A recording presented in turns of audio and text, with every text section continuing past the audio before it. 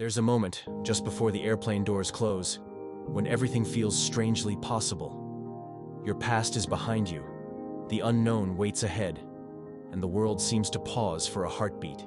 You think you're leaving something behind. That distance will stretch itself like a shield between you and the pieces of yourself you no longer want to carry. But distance is not a cure. Geography is not therapy. And a new country cannot rewrite the parts of you that remain untouched and unresolved. So the question rises quietly, almost shyly, from a place you've ignored for years. What exactly are you hoping the world will fix for you? People leave home for many reasons: adventure, curiosity, opportunity. But often beneath those layers, there is another reason that no one says out loud. The hope that a new life will magically make them into a new person. The hope that a new view from the window will silence the old noise in their mind. But when you cross a border, you don't just bring your luggage. You bring your stories. You bring your fears. You bring the habits you promised yourself you would one day change. Sooner or later, in the soft quiet of a late evening, this truth finds you. The first weeks abroad feel like a rebirth. Every street looks freshly painted. Every sound, every smell, every face carries a spark that wakes something inside you. You walk for hours without a plan because everything feels meaningful. You watch people, buildings, sunsets as if they were messages written only for you. And for a while, it works. You feel lighter, happier, almost healed. But euphoria has a short half-life. And when it fades, the country begins to reveal its second layer. The layer that does not exist in travel videos or postcards. You start noticing mornings that feel too quiet, too empty. You begin to feel the exhaustion of translating life in your head before you can live it. You stand in a supermarket aisle holding a product you don't understand. And for a moment you feel like a child again, out of place in a world that moves without you. And a thought appears, gentle but sharp. Everyone else seems to understand how this place works. Why don't I? This moment is universal. Every expat meets it. And it is in this moment that the illusion breaks. One night, maybe coming home from work or wandering a street you still don't know the name of, you feel something unexpected. A stillness. And inside that stillness, a realization.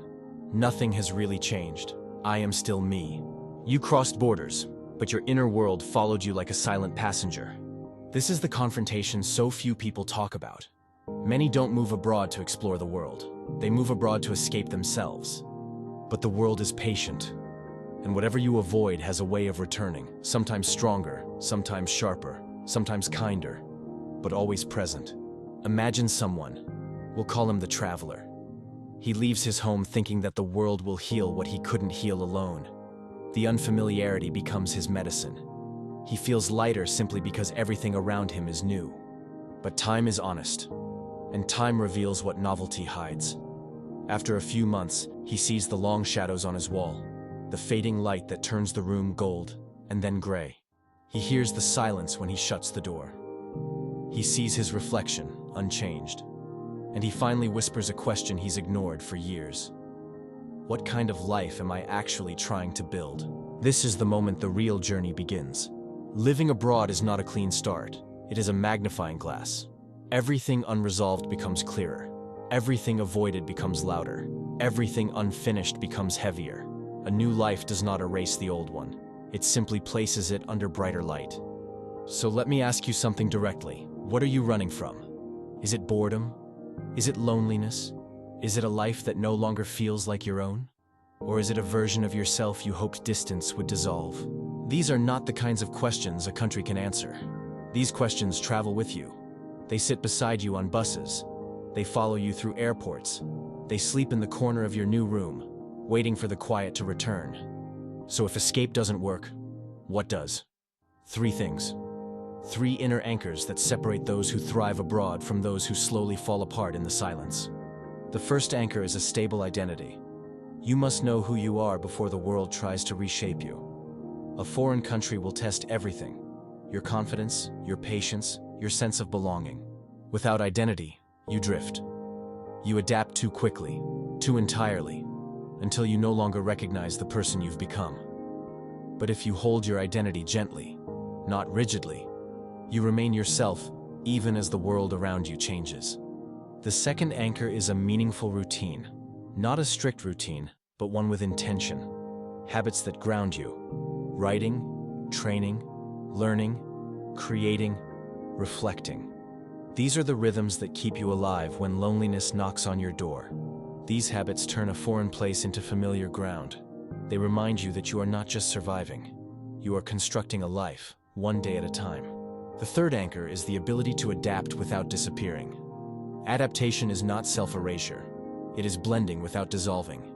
It is learning the local way without betraying your own. Many newcomers try to fit in so desperately that they lose their shape. But belonging is never about abandoning yourself. It is about arriving fully, with your own colors intact. When these anchors settle in place, something beautiful happens. You begin to notice the world again, not as an escape, but as a home in progress. You notice the softness of early light on buildings you once rushed past.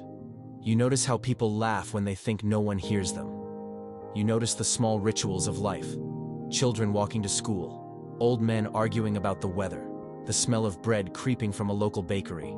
These are the details that root you, the unnoticed parts of a place that slowly accept you. You start forming connections, not out of fear of being alone, but out of genuine curiosity.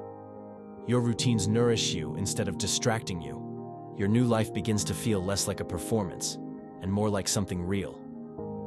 And the country becomes something deeper, something more intimate. Not a destination, not an escape, but a mirror that reflects not who you were, but who you are capable of becoming. Moving abroad can be transformative. It can challenge you, soften you, expand you, but it will not save you. Only you can do that. A new country offers a new stage, yes, but you still have to choose which story to tell on it. So ask yourself again, honestly, am I moving to escape a life or to create one? The answer to that question will shape everything. Because the real journey is not the miles you travel. The real journey is the inner movement you choose to make. If this reflection stayed with you, even for a moment, consider subscribing to the channel and leaving a like. We create calm, honest documentaries for people who are exploring, searching, and building their own path abroad. And wherever you are tonight, whether you're in a familiar room or a foreign one, remember this. You cross borders with your feet, but you rebuild your life with your mind. A new life doesn't start when you move.